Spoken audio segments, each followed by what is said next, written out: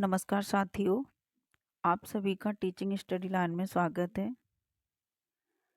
आज हम सीडीपी का दूसरा प्रैक्टिस सेट कराएंगे और इस प्रैक्टिस सेट में सीडीपी के 15 क्वेश्चन होंगे।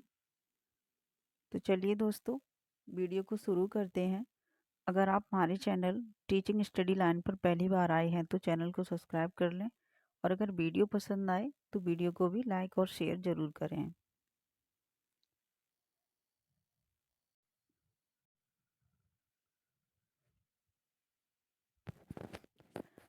तो आज का पहला प्रश्न है, बच्चों में भाषा विकास किस प्रकार से प्रभावित होता है? आपका पहला ऑप्शन है केवल आनुवंशिकता से, बी है केवल पर्यावरण से, सी आनुवंशिकता एवं पर्यावरण दोनों से, डी होगा न आनुवंशिकता से न पर्यावरण से। तो यहाँ प्रश्न में कह रहा है कि बच्चों में भाषा विकास किस से प्रभावित होता है।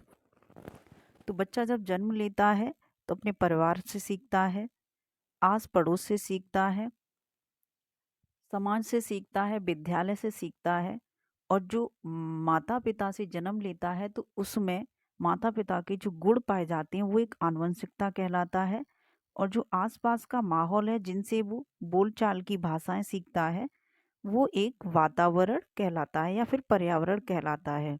तो पहला ऑप्शन गलत हो जाएगा। केवल आनुवंशिकता से, केवल आनुवंशिकता से नहीं सीखता बच्चा, केवल पर्यावरण से ना ही केवल पर्यावरण से सीखेगा। डी होगा न आनुवंशिकता से न पर्यावरण से। तो ये तो बिल्कुल नहीं हो सकता है बच्चा। आनुवंशिकता उसमें लक्षण पाए जाते हैं और पर्यावरण में जिस माहौल में रहता है उससे भी वो सीखता है। तो इसमें ऑप्शन सी सही हो जाएगा, आनुवंशिकता एवं पर्यावरण दोनों से। बच्चा में जो भाषा विकास होता है वो आनुवंशिकता लक्षणों से भी होता है और पर्यावरण अपने परिवेश से भी होता है। तो इसमें सही आंसर हो जाएगा ऑप्शन सी। अगला प्रश्न है, बाल केंद्रित कक्षा में अध्यापिका किसको महत्व देती है? ऑप्शन ए होगा निरंतर वस्तुनिष्ठ रूपी परीक्षाओं को, बी है ज्ञान की सक्रिय संरचना प्रक्रिया को, सी होगा किसी भी तरह से पाठ्यक्रम को समापन को, डी होगा दंड आधारित कठोर अनुशासन पद्धतियों को। तो इसमें प्रश्न क्या कह रहा है, बाल केंद्रित कक्षा में अध्यापिका किसको महत्व देती है? कक्षा अध्यापक अध्यापक केंद्रित नहीं है, बाल केंद्रित है, छात्र केंद्रित कक्षा है, तो उसमें अध्यापिका किसको महत्व देगी? ऑप्शन पहले ही प्रश्न में बता दिया गया है कि जो कक्षा है वो बाल केंद्रित है। तो जैसी बात है, बाल केंद्रित कक्षा है तो उसमें छात्रों को या बालकों को ही महत्वता दी जाएगी। तो इसमें पहला ऑप्शन देखते हैं, निरंतर वस्तुनिष्ठ रूपी परीक्षाओं को। तो परीक्षा का तो ऐसे कुछ प्रश्न में बताया नहीं गया है, परीक्षा शब्द भी एक नेगेटिव शब्द है, तो ये गलत हो जाएगा। दूसरा होगा ज्ञान की सक्रिय संरचना प्रक्रिया को, तो इसको बाद में देखते हैं, कुछ सही सा लग रहा है। ऑप्शन सी होगा किसी भी तरह से पाठ्यक्रम के समापन को। इसमें दिख रहा है, बता रहा है कि पाठ्यक्रम की समापन को। क्या ऐसा हो सकता है कि जल्दी जल्दी से सिलेबस को ख़त्म कर दो? एक अध्यापिका क्या सिलेबस को समापन की ओर ले जाएगी और उसको ही महत्वता देगी? तो ये भी गलत हो जाएगा। डी होगा दंड आधारित कठोर अनुशासन पद्धतियों को। क्या बच्चों के लिए वो दंड आधारित अनुशासन बनाएगी, कड़ी सजा देगी उनको? तो ये तीनों ऑप्शन गलत हो जाएंगे। उसमें सही होगा ऑप्शन बी, ज्ञान की सक्रिय संरचना प्रक्रिया को। अगला प्रश्न होगा ऑप्शन सी, निम्नलिखित में से कौन सा बच्चों के समाजीकरण का प्राथमिक कारक है? अभी मैंने आपको बताया था कि बच्चा जब जन्म लेता है तो अपने परिवार से सबसे पहले सीखता है, वो अपने माता पिता से सीखता है। छोटी छोटी बातों को कहना अपने परिवार से सुनकर ही वो सीखता है। तो उसमें प्राथमिक जो कारक हो जाएगा उसका परिवार ही होगा। तो इसमें ऑप्शन देखते हैं हम। पहला ऑप्शन है पुस्तक और पत्रिकाएं। तो क्या वो पुस्तक और पत्रिकाओं से बच्चा पैदा होते ही क्या पुस्तकें पढ़ने लगता है? तो ऐसा नहीं है, ये भी गलत हो जाएगा। बी होगा निकटस्थ परिवार। हाँ, तो ये सही है। आगे देखते हैं, माता पिता का कार्य स्थल। माता पिता जो कार्य करते हैं वो, ये भी सही सा लग रहा है। आगे देखते हैं, अस्पताल के कर्मचारी। क्या वो बच्चा पैदा होने के बाद में सबसे पहले अस्पताल के कर्मचारी से सीखता है? नहीं, उसमें ये दिया है प्राथमिक। सीखता तो वो सबसे है, अपने वातावरण से, जितने भी लोग हैं सबसे सीखता है, लेकिन सबसे प्रथम में क्या अस्पताल के कर्मचारियों से सीखेगा? तो ये गलत हो जाएगा। पुस्तक और पत्रिकाएं भी गलत हो जाएगा। निकटस्थ परिवार, माता पिता का कार्यस्थल, क्या माता पिता जहाँ पर रहते हैं वो कार्यस्थल? ये भी ऑप्शन एक सही है, लेकिन यहाँ पर जो सटीक जा रहा है वो है निकटस्थ परिवार। परिवार के समीप जितने भी लोग आते हैं, परिवार से तो वो सीखता ही है, लेकिन परिवार के समीप जितने लोग आते हैं, पड़ोसी आता है, चाचा चाची आते हैं, दादा दादी आते हैं, ये सब परिवार में आ जाते हैं। जो आसपास के घरों हैं, घरों में रहते हैं, उनसे भी बच्चा सीखता है। तो यहाँ पर ऑप्शन बी राइट आंसर हो जाएगा। नेक्स्ट है, बच्चों में सृजनात्मकता को किस प्रकार सुसाध्य किया जा सकता है? ऑप्शन है इसका अन्वेषण को प्रोत्साहित करके, बी ऑप्शन होगा अध्यापक केंद्रित शिक्षा शास्त्र द्वारा, ये नहीं होगा क्योंकि कक्षा कैसी है? अध्यापक केंद्रित। सी है लगातार अभ्यास और दोहराकर, क्या लगातार किसी भी चीज का अभ्यास कराते रहें, दोहराते रहें, एक ही शब्द को बच्चों से बार बार कहलाए तो क्या उसका अभ्यास बहुत अच्छा हो जाएगा? तो नहीं, क्योंकि ये नेगेटिव वर्ड है। अगर किसी भी ऑप्शन में लगातार अभ्यास आ जाए या फिर लगातार ओनली शब्द आ जाए तो वो ऑप्शन देखकर ही गलत कर देना। दोहराकर शब्द आ जाए तो वो गलत कर देना, ये नेगेटिव वर्ड है। यहाँ दिया है केवल, केवल शब्द आ जाए बिल्कुल वो ऑप्शन गलत हो जाएगा। इसमें दे रहा है केवल अनुकरण द्वारा। अनुकरण, किसी की नकल करके सीखना, क्या ये अच्छा साधन है ज्ञान का? नहीं है। तो अनुकरण द्वारा ये कहीं तक सही है, लेकिन केवल अनुकरण ये बिल्कुल गलत हो जाएगा कि बच्चा हमेशा नकल करके ही, दूसरों की नकल करके या देखकर ही सीखता रहे, अपना भी दिमाग का प्रयोग करेगा, तो ये गलत हो जाएगा। इसमें पहले है अन्वेषण, अन्वेषण मिस होता है, अन्वेषण मिस होता है खोज करना। खोज को प्रोत्साहित करके बच्चों को ऐसे प्रश्न दें जिसमें बच्चे स्वयं से कुछ चीजों को खोजें, अपने हाथों से क्रियाकलाप करके देखें, ढूंढ कर लाएं कि ये चीज ऐसी होती है क्या, तो बच्चे वहां अच्छे से सीखेंगे। तो यहाँ पहला प्रश्न सही हो जाएगा, अन्वेषण को प्रोत्साहित करके। अगला प्रश्न है, एक समावेशी कक्षा में सूचना को किस तरह से प्रस्तुत करना चाहिए? समावेशी कक्षा होता है जिसमें हर तरीके के बालक बैठे हों, जिसमें कोई भी भेदभाव नहीं हो। पहला ऑप्शन होगा भेदभावात्मक, दूसरा है अलगावात्मक, तीसरा है साम्यता पर आधारित, चौथा होगा समानता पर आधारित। मैंने कल ऐसा ही एक प्रश्न कराया था, तो आप लोगों को याद होगा। भेदभावात्मक, क्या बच्चों के साथ में एक समावेशी कक्षा है और उसमें भेदभाव करना चाहिए? नहीं, समावेशी कक्षा है तो उसमें तो भेदभाव होगा ही नहीं, क्योंकि सभी बच्चों को एक साथ बैठाया गया है। तो भेदभाव वाला ऑप्शन गलत हो जाएगा। अलगावात्मक, बच्चों के साथ अलग अलग भेद करना चाहिए, ये भी इसी से मिला है, तो ये भी गलत हो जाएगा।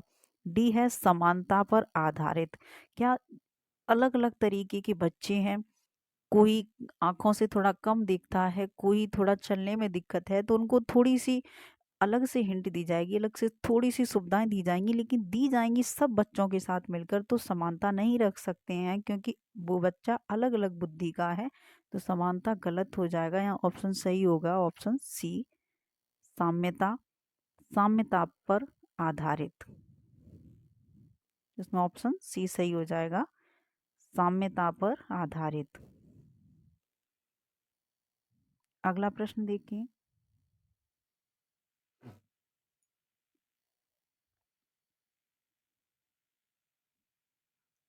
निम्न में से कौन सा युग्म घटक और अभिप्रेरणा स्रोत का सही रूप से मिला युग्म है? इसमें ये युग्म दिया हुआ है, आपको मिलाना है। आत्म परितोषण बाह्य अभिप्रेरणा है,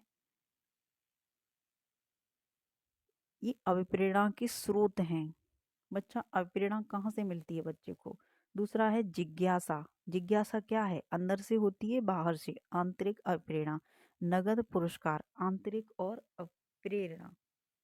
अगर बच्चे को पुरस्कार देंगी तो क्या उसको वो बच्चा प्रेरित होगा? नहीं। बार बार अगर तुम किसी भी चीज़ के लिए पुरस्कार दोगे, बच्चा अपने मन में ये ठान लेगा मुझे तो पुरस्कार ही मिलता है हर बार, तो मेहनत नहीं करेगा। और जब तक उसे कोई चीज़ की प्राप्ति नहीं होगी तो उसे लगन लगेगी। तो यहाँ पर पुरस्कार शब्द को नेगेटिव बताया गया है, तो ये गलत हो जाएगा। रुचि, रुचि कैसा है? रुचि बाह्य प्रेरणा है? नहीं। जब तक बच्चे को इंटरनली इंटरेस्ट नहीं आएगा पढ़ने में, तब तक वो किसी भी चीज़ के लिए प्रेरित नहीं होगा। तो ये बाह्य नहीं है, ये आंतरिक है, तो ये वाला ऑप्शन गलत हो जाएगा। रुचि एक आंतरिक अप्रेरणा है, तो इसका इससे मेल नहीं खा रहा है। नगद पुरस्कार आंतरिक और प्रेरणा है, ये भी गलत है।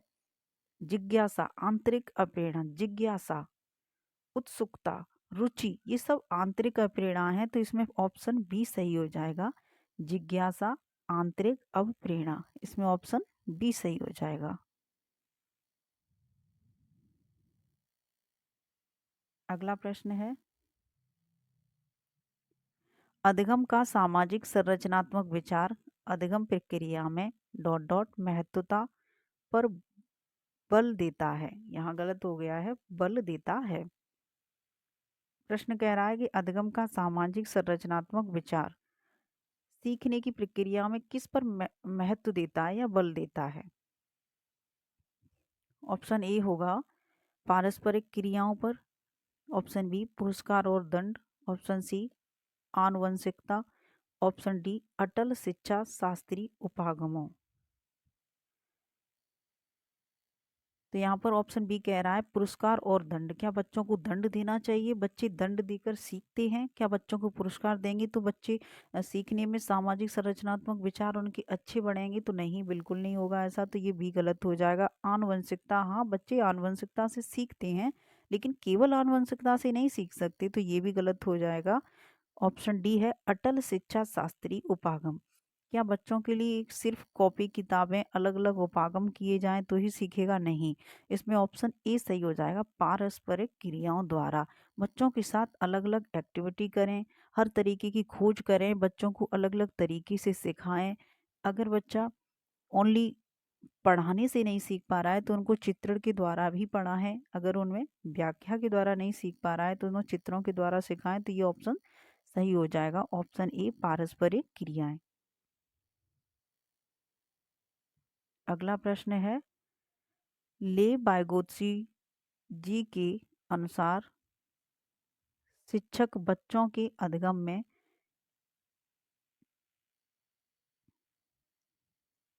किस प्रकार मदद कर सकते हैं?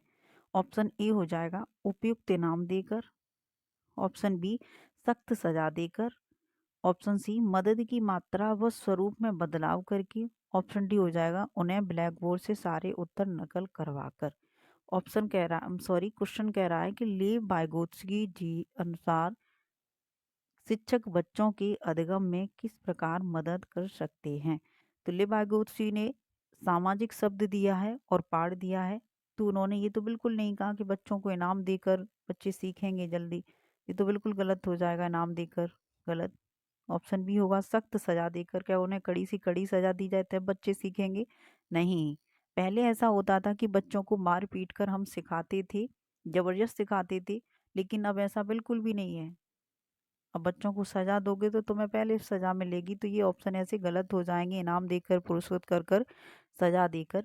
ऑप्शन सी है मदद की मात्रा व स्वरूप में बदलाव करके, ऑप्शन डी है उन्हें ब्लैक बोर्ड से सारे उत्तर नकल करवा कर। क्या ये सही ऑप्शन होगा कि बच्चे अगर नहीं कर पा रहे हैं तो आप जाइए और झटपट से ब्लैक बोर्ड पर लिख दीजिए कि आप पर नहीं आ रहा है बच्चों तो कोई बात नहीं, इसका ये आंसर होगा? नहीं, बच्चे कभी इस तरीके से नहीं सीखेंगे। अगर जहाँ पर बच्चा नहीं सीख रहा है तो आप उनको समझाइए, बताइए। ये नहीं कि ब्लैक बोर्ड पर आप आंसर लिख दो और बच्चे सीख जाएंगे। बच्चे स्वयं कर कर बहुत अच्छे से सीखते हैं, तो पहले उन्हें स्वयं मौका दें। वो खुद से सीखे, नहीं आ रहा है तो उन्हें देखकर उनकी कॉपी में कि बच्चा कहाँ गड़बड़ कर रहा है, क्या नहीं सीख पा रहा है, तो उन्हें बताएं। ये आंसर गलत हो जाएगा, ब्लैक बोर्ड से सारे उत्तर नकल करवाकर। इसमें ऑप्शन सी सही हो जाएगा, मदद की मात्रा। अगर बच्चे नहीं कर पा रहे हैं तो उन्हें मदद करके सिखाएं। और स्वयं से करने दें। सिर्फ उन्हें थोड़ी हिंट दें, सहायता दें, उन्हें समझाएं कि ये ऐसे होगा। वह स्वरूप में बदलाव करके जो आपका सिखाने का तरीका है उसमें थोड़ा बदलाव कर दें, चेंज कर दें सिखाने का तरीका। और हमें सिर्फ एक ही पद्धति से बच्चों को कभी नहीं पढ़ाना चाहिए। अगर बच्चा इस पद्धति से नहीं सीख पा रहा है तो हम दूसरी पद्धति को अपनाएं। तो ये ऑप्शन सही हो जाएगा, मदद की मात्रा व स्वरूप में बदलाव करके। ऑप्शन सी राइट होगा। अगला प्रश्न है, निम्नलिखित में से कौन सा कथन सही है? ऑप्शन ए, विकास क्रमबद्ध नहीं होता है, विकास अव्यवस्थित होता है, विकास एक सतत प्रक्रिया है, विकासात्मक प्रतिमान प्रवेश से प्रभावित नहीं होते हैं। देखिए, पहला ऑप्शन है विकास क्रमबद्ध नहीं होता है। तो विकास क्रमबद्ध होता है, बच्चा 5 साल का है तो अब वो 6वीं साल में आएगा। ऐसा नहीं कि बच्चा पहले साइकिल शब्द बोलना सीख सीख ले, फिर बाद में बाल शब्द नहीं बोल पाए, छोटा सा छोटा नहीं बोल पाए। तो हम क्रम में ही सीखते हैं। आपने एक शब्द सुना होगा, सबो पाली। पहले बच्चा सबो पाली, ये शब्द याद कर लीजिए। पहले बच्चा सुनना सीखता है, स से सुनना, बा से बोलना, पा से पढ़ना और ला से लिखना। तो ये बच्चा क्रम में ही काम करता है, तो उसे विकास क्रमबद्ध कहते हैं। ऑप्शन बी हो जाएगा, विकास अव्यवस्थित होता है। नहीं, ऐसा कुछ नहीं है, विकास व्यवस्थित होता है। ऑप्शन सी हो जाएगा, विकास एक सतत प्रक्रिया है। ये आंसर राइट होगा।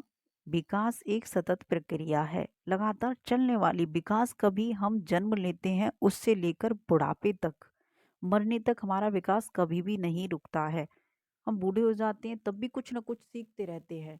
हमारे आज जब हम जवान होते हैं उस टाइम पर हमारे बाल काले होते हैं, हम बूढ़े होने लगते हैं तो वही काले बाल हमारे सफेद पड़ने लगते हैं। तो विकास रुकता नहीं है, चीजों को अदल बदल करता रहता है, यही एक विकास होता है। ऑप्शन डी हो जाएगा, विकासात्मक प्रतिमान प्रवेश से प्रभावित नहीं होते हैं। तो ये गलत है। अगर हम अच्छी समाज में रहेंगे, अच्छे प्रवेश में रहेंगे तो वहाँ से अच्छा सीखेंगे। हम गलत प्रवेश में रहेंगे तो गलत सीखेंगे। तो हमें आनुवंशिकता और सामाजिकता, या फिर हम कह लें वातावरण या पर्यावरण, हमें ये विकास को प्रभावित करता है। ये ऑप्शन गलत हो जाएगा। इसमें ऑप्शन सी सही होगा, विकास एक सतत प्रक्रिया है।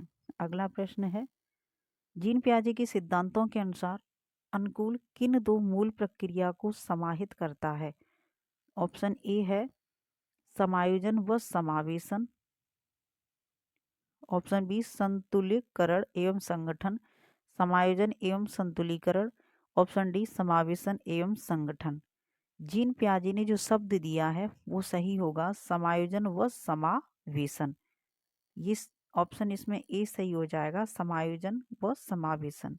अगला प्रश्न देखते हैं, राष्ट्रीय शिक्षा नीति 2020 किस पर जोर देती है? ऑप्शन है इसके, पाठ्यचर्या का लचीलापन होना, ऑप्शन बी पाठ्यचर्या का मानकीकरण, पाठ्य पुस्तकों का गैर संदर्भीकरण, पाठ्य पुस्तकों को रटकर याद करना। ऑप्शन डी कह रहा है पाठ्य पुस्तकों को रटकर याद करना। तो एनसीईआरटी रटकर याद करने पर बिल्कुल जोर नहीं देती है। ऑप्शन सी है पाठ्य पुस्तकों को गैर संदर्भीकरण होना। तो भाई फिर पाठ्य पुस्तकों का मतलब ही क्या है कि बच्चों के सिलेबस से जुड़ा हुआ, उसमें कोई संदर्भ नहीं है। तो ये भी गलत हो जाएगा। ऑप्शन बी होगा पाठ्यचर्या का मानकीकरण। तो ये मानकीकरण शब्द एक नेगेटिव है, ये गलत हो जाएगा। पहला है पाठ्यचर्या का लचीलापन होना, ये सही हो जाएगा। ऑप्शन ए, पाठ्यचर्या का लचीलापन होना। अगला प्रश्न देखते हैं, जब सीखी जाने वाली सामग्री डॉट डॉट हो तो विद्यार्थी बेहतर सीखते हैं। ऐसी कौन सी सामग्री होनी चाहिए तो विद्यार्थी अच्छा सीखते हैं? ऑप्शन ए है जटिल और व्यापक, ऑप्शन डी मौजूदा ज्ञान से जुड़ी, ऑप्शन सी अव्यवस्थित और असंगठित, ऑप्शन डी उनके सामाजिक संस्कृत संदर्भ से भिन्न। देखते हैं इसे। ऑप्शन ए कह रहा है जटिल और व्यापक, ऑप्शन बी कह रहा है मौजूदा ज्ञान से जुड़ी, जो भी बच्चों को ज्ञान है उससे जुड़ी हुई चीजें हो तो बच्चे बेहतर सीखेंगे। हाँ, ऐसा सही है। बच्चों को उनके ज्ञान से जुड़ा हुआ ही सिखाना चाहिए, जिसके बारे में बच्चों को जानकारी हो। जैसे कि बच्चों ने अपने परिवेश में देखा है कि भैंस काली होती है, तो उन्हें ऐसे ही रिलेट करके सिखाएं कि भैंस काली होती है तो कुत्ते भी काले होते हैं। जो ज्ञान उन्हें पहले से प्राप्त है उनसे जोड़कर ही बातों को सिखाएं तो बच्चे अच्छे से सीखेंगे, बेहतर तरीके से सीखेंगे। ऑप्शन सी है अव्यवस्थित और असंगठित। भाई ये तो बिल्कुल गलत हो जाएगा। कोई भी चीज व्यवस्थित होनी चाहिए और संगठित होनी चाहिए, तो ये गलत हो गया। उनकी सामाजिक सांस्कृतिक संदर्भ से भिन्न, भिन्न में से होता है अलग नहीं।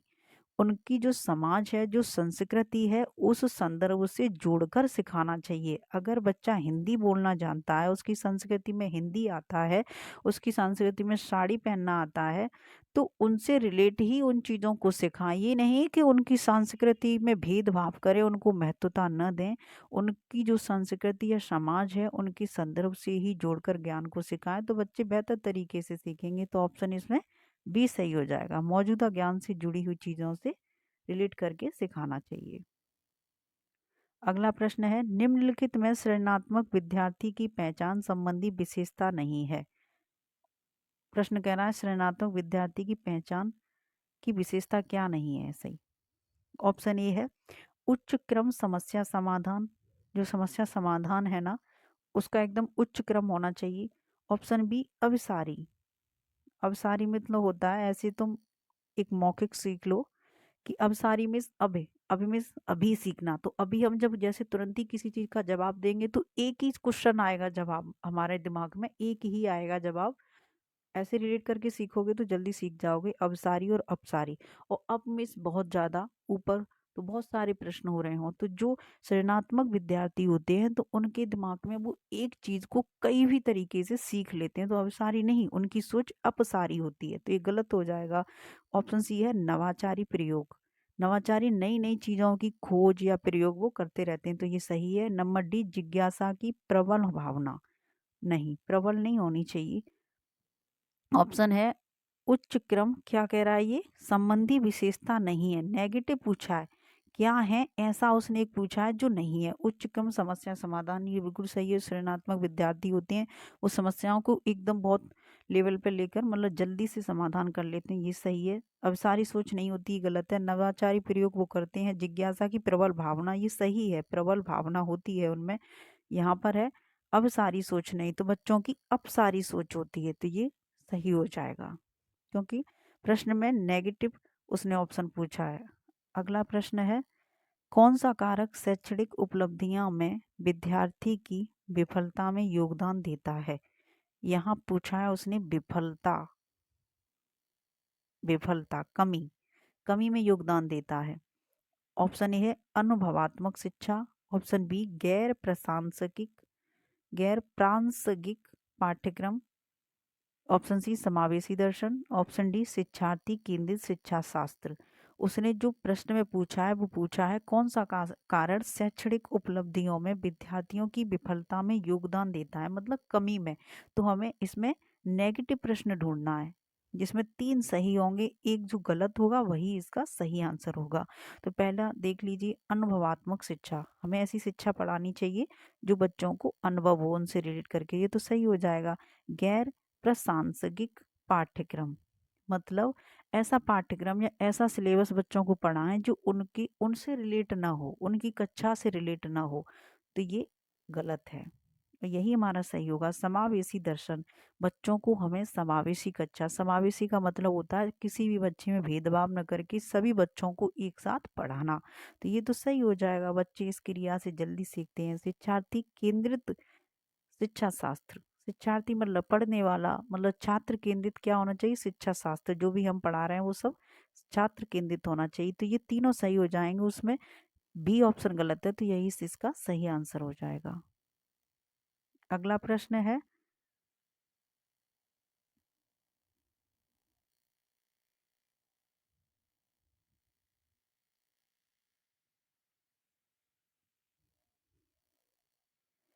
आज की वीडियो का यह अंतिम प्रश्न है,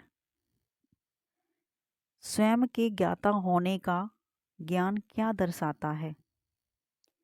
ऑप्शन ए है अधिसंज्ञान, ऑप्शन बी भ्रांति, ऑप्शन सी स्मृति सहायक विधि, ऑप्शन डी अभिप्रेरणा। क्या कह रहा है इसमें प्रश्न? स्वयं के ज्ञाता होने का ज्ञान क्या दर्शाता है?